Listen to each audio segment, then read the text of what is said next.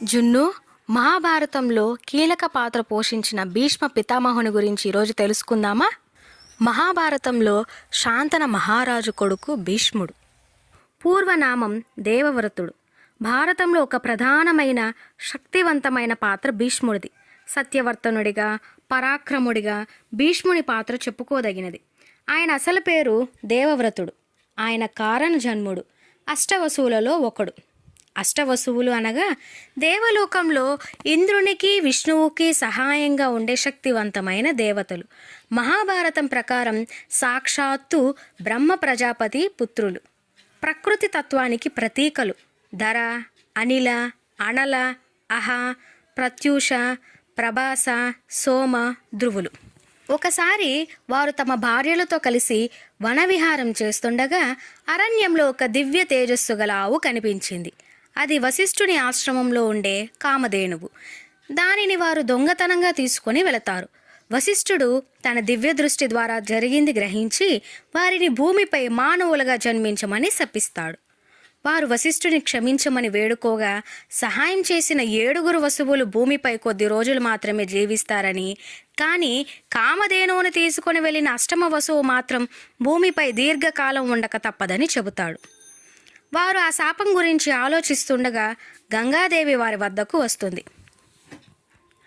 వారు ఆమెను మానవ రూపం ధరించి ఎవరైనా రాజును వివాహమాడి తమకు జన్మనిచ్చి పుట్టిన వెంటనే నదిలో పారవేయవలసిందిగా కోరుతారు. గంగాదేవి అందుకు అంగీకరిస్తుంది. ఒకనాడు చంద్రవంశానికి చెందిన ప్రతీపుడు అనే మహారాజు గంగా నదిలో సూర్యునికి ఆర్ఘ్యం సమర్పిస్తుండగా గంగాదేవి అందమైన మానవ కాంత రూపం ధరించి వచ్చి ఆయన కుడి తొడ మీద కూర్చుంది. తనను మోహిస్తుందేమోనని ఆయన బాధపడి ఆమె ఎందుకు అలా కూర్చుందో అడుగుతాడు. సాధారణంగా కూతుళ్ళు, కోడళ్ళు మాత్రమే అలా కూర్చుంటారు. తనకు కుమారుడు కలిగితే అతన్ని పెళ్లాడవచ్చునని సూచిస్తాడు. అది విని ఆమె అంతర్ధానమైపోతుంది. కొద్ది కాలానికి ప్రతీపునికి సంతనుడనే పుత్రుడు జన్మిస్తాడు. ఆయన ఒకసారి గంగా తీరంలో విహరిస్తుండగా మానవ రూపంలో ఉన్న ఆమెను చూసి మోహిస్తాడు. సంతనుడు ఆమెను పెళ్లి చేసుకోవాలంటే కొన్ని షరతులు విధిస్తుంది. దాని ప్రకారం పెళ్లి తర్వాత ఆమె ఏం చేసినా సంతనుడు అందుకు అడ్డు చెప్పకూడదు, ఆక్షేపించకూడదు. అలా చేసిన పక్షంలో ఆమె అంతర్ధానమైపోతుంది.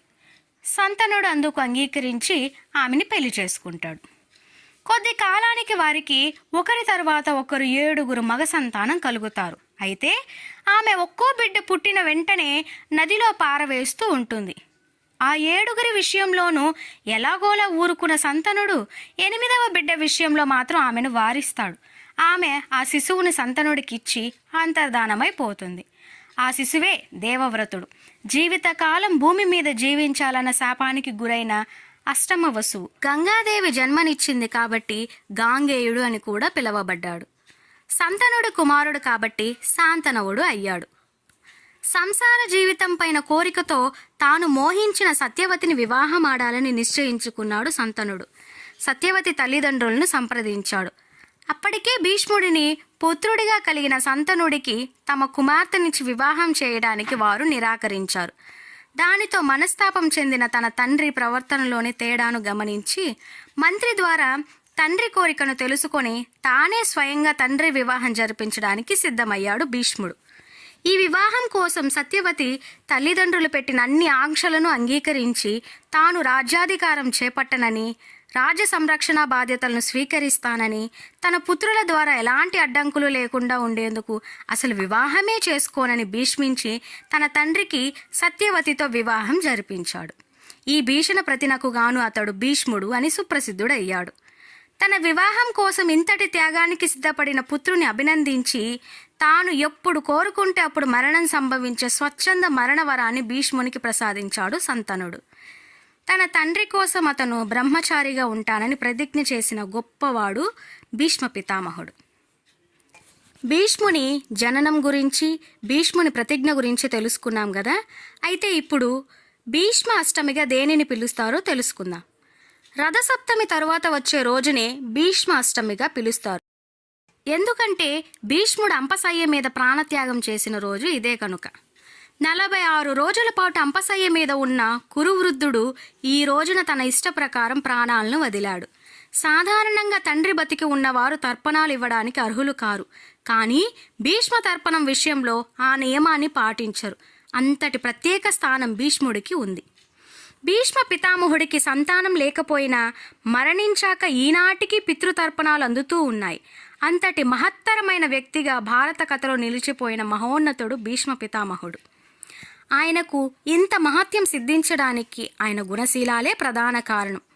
మహాతపస్వి అయిన భీష్ముడు పితృభక్తికి, ఇచ్చిన మాట నిలబెట్టుకోవడానికి, శౌర్య సంపదకు ఓ గొప్ప ఉదాహరణ. అంతేకాదు ఈయన అపారమైన శాస్త్ర విజ్ఞానాన్ని, ధర్మతత్వాన్ని, పరమాత్మతత్వాన్ని కూడా చక్కగా అవగతం చేసుకున్నాడు. భీష్మునిలోని భగవతత్వాన్ని గ్రహించిన కృష్ణుడు ఈయననెంతగానో ప్రశంసించాడు. అంపశయ్య మీద ఉన్నప్పుడు కృష్ణ భగవానుడి ప్రోత్సాహంతోనే సాక్షాత్తు ధర్మదేవత తనయుడే అయిన ధర్మరాజుకు గొప్ప జ్ఞానాన్ని ప్రబోధించాడు.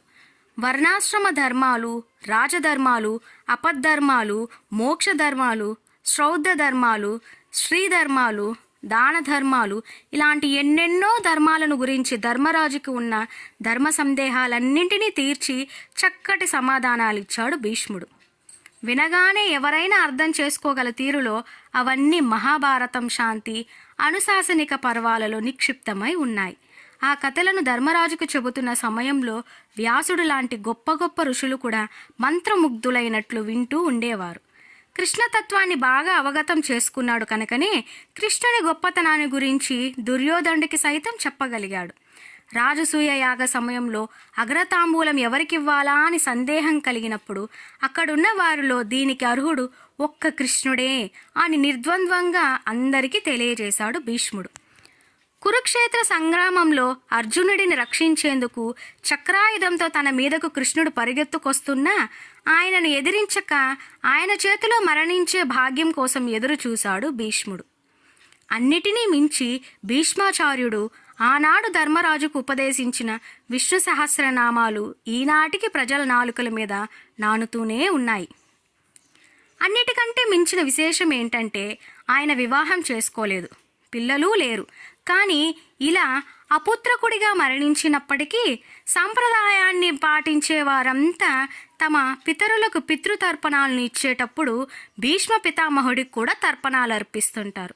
అందరికీ అలా ఆయన పితామహుడు లాంటి వాడయ్యాడు. ఇంతటి గొప్పతనం కేవలం ఆయన ప్రతిజ్ఞాపాలన, పితృభక్తి, సచ్చీల సంపద వలనే లభించాయి. భీష్మాచార్యుడు అందరికీ ఆదర్శప్రాయుడిగా, మార్గదర్శకుడిగా నిలుస్తున్నాడు.